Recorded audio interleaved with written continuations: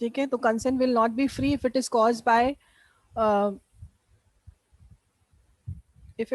Bye क्या क्या corrosion, undue influence, misrepresentation and fraud.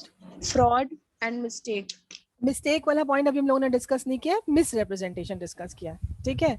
क्योंकि मिस्टेक के कॉन्सिक्वेंस अलग होते हैं, राइट। तो इन चारों के कॉन्सिक्वेंस तो सेम होते हैं चारों के केस में। कॉन्ट्रैक्ट जो है वॉइडेबल होता है, सफरर पार्टी चाहे तो कॉन्ट्रैक्ट को कैंसिल करा सकता है, और अगर कंटिन्यू कराना चाहे तो कंटिन्यू भी कर सकता है, राइट, फुलफिल करा सकता है by the court of law. और कोर्ट इन्वॉल्व तो तभी होता है कि when other party is not fulfilling their promise. तो जो भी राइट है that is with the sufferer party, aggrieve party, ठीक है।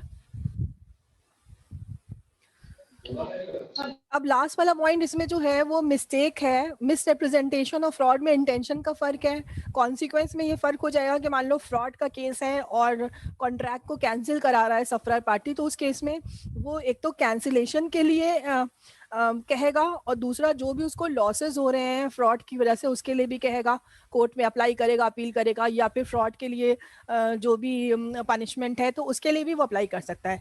लेकिन मिसरिप्रेजेंटेशन के केस में कोई भी लीगल ऑफेंस जो है वो इन्वॉल्व नहीं हुआ, क्योंकि गलती से दूसरे पार्टी ने चीज़ें गलत बताई, ठीक है। तो कॉन्ट्रैक्ट तो कैंसिल हो जाएगा मिसरिप्रेजेंटेशन में भी, अगर उसको लगता है कि हाँ ये मिसरिप्रेजेंटेशन था और उसकी वजह से वो नहीं कंटिन्यू करना चाहता है अग्रीव पार्टी कॉन्ट्रैक्ट, तो he can get the contract cancel.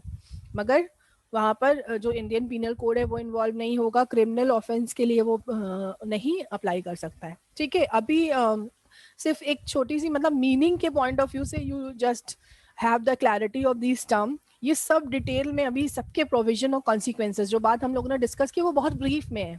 अभी हम लोग इसको और डिटेल में कॉन्सिक्वेंसेस इसके डिस्कस करेंगे कि फुलफिल कराना है तो क्या होगा, कैंसिल कराना है तो क्या होगा, क्या क्या चार्जेस लगा सकते हैं। तो ये क्योंकि कंप्लीट चैप्टर है, we will discuss all these thing in detail, ठीक है। अभी क्लियर मैम समझ? हाँ बताओ। मैम मिस्टेक वाला फिर से क्लियर कर दीजिए। मिस्टेक वाला बेटा अभी हमने बताया ही नहीं है, मिस्टेक वाला हम बताने जा रहे थे। मिस्टेक वाला पॉइंट ये था, देखो यहाँ पे लिखा भी है see for further details in chapter 5। तो चैप्टर 5 ये कंप्लीट चैप्टर है फ्री कंसेंट पे, जिसको हम लोग बाद में करेंगे, ठीक है। अब यहाँ पर मिस्टेक वाला बात ये है कि जहाँ पे चीजें प्रेजेंट सही की गई हैं बट समझी गलत की गई हैं, ठीक है, तो वो मिस्टेक कहलाएगी। मतलब जैसे अगर आपकी फिगर में 10,000 लिखा है और आपने गलती से उसको 1,000 रीड करके और साइन कर दिया कॉन्ट्रैक्ट, तो क्या है ये? दिस इज मिस्टेक, ठीक है। Where the things are presented rightly but understood wrongly, ठीक है। तो अगर पार्टीज जो है वो दोनों तरफ से मिस्टेक है, अगर दोनों पार्टी की तरफ से मिस्टेक है तो वो कहलाती है बायलैटरल मिस्टेक। तो उस केस में अग्रीमेंट बनता ही नहीं है और वो वॉइड अग्रीमेंट कहलाता है।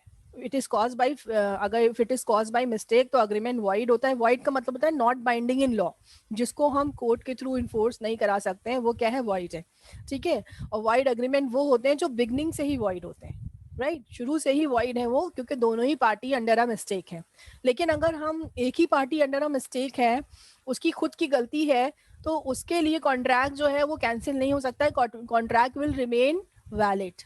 जैसे यही एग्जाम्पल हमने दिया कि आप 10,000 के फिगर को 1,000 का फिगर रीड करके साइन कर रहे हैं, तो अब आगे चल के प्रूव कर सकते हैं हम इसके लिए, राइट। तो वहां पे कॉन्ट्रैक्ट विल रिमेन वैलिड। जिसने इस तरह की गलती की है उसको फिर अपनी उसको गलती का मतलब खुद ही अपने गलती का करना पड़ेगा कि हाँ उसको कॉन्ट्रैक्ट को फुलफिल करना पड़ेगा, राइट। तो मिस्टेक के दो कॉन्सिक्वेंसेज हैं। अगर यूनिलैटरल मिस्टेक है, एक ही पार्टी अंडर अ मिस्टेक है, देन कॉन्ट्रैक्ट रिमेन्स वैलिड।